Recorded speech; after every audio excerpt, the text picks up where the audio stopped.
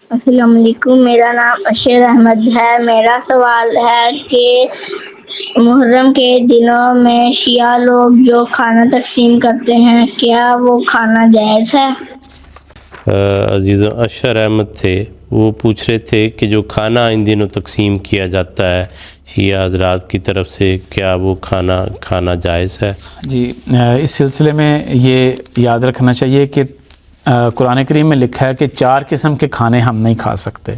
جن میں ایک ہے کہ مردار، دوسرا ہے خون، اور تیسرا ہے سور یا سور کا گوشت ہم نہیں کھا سکتے، اور چوتھا جو بہت اہم ہے، جو بہت وسیع ہے،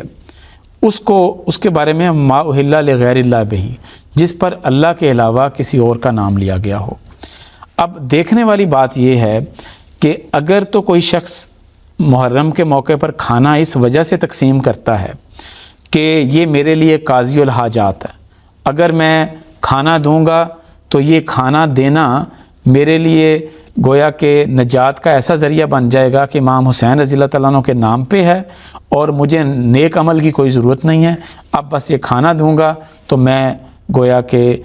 جنتی بن جاؤں گا۔ اگر تو یہ نظریہ ہے تو یہ نظریہ ہرگز درست نہیں ہے۔ حضرت مسیح موعود علیہ الصلوۃ والسلام نے اس کے حوالے سے فرمایا کہ طعام کا ثواب، یعنی کہ کھانے کا ثواب مردوں کو پہنچتا ہے، گزشتہ بزرگوں کو ثواب پہنچانے کی خاطر اگر کھانا پکا کر کھلایا جائے تو یہ جائز ہے۔ پھر فرمایا اگر کوئی شخص اگر لیکن ہر ایک امر نیت پر موقوف ہے، اگر کوئی شخص اس طرح کے کھانے کے واسطے کوئی خاص تاریخ مقرر کر لے اور ایسا کھانا کھلانے کو اپنے لیے قاضی الحاجات خیال کرے تو یہ ایک بت ہے، اور ایسے کھانے کا لینا دینا سب حرام ہے اور شرک میں داخل ہے۔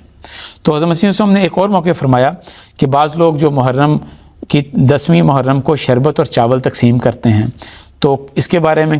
حضور کیا فرماتے ہیں؟ تو حضرت مسیح نے فرمایا ایسے کاموں کے لیے دن اور وقت مقرر کر دینا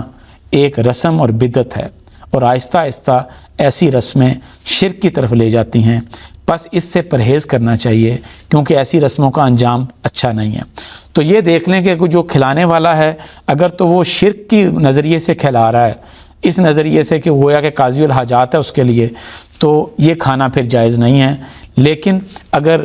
مشرکانہ رسم کے علاوہ وہ شخص کھانا تقسیم کرتا ہے، اور کیونکہ عام دنوں میں بھی وہ کیا کرتا تھا تو اس دن بھی اس نے کر دیا،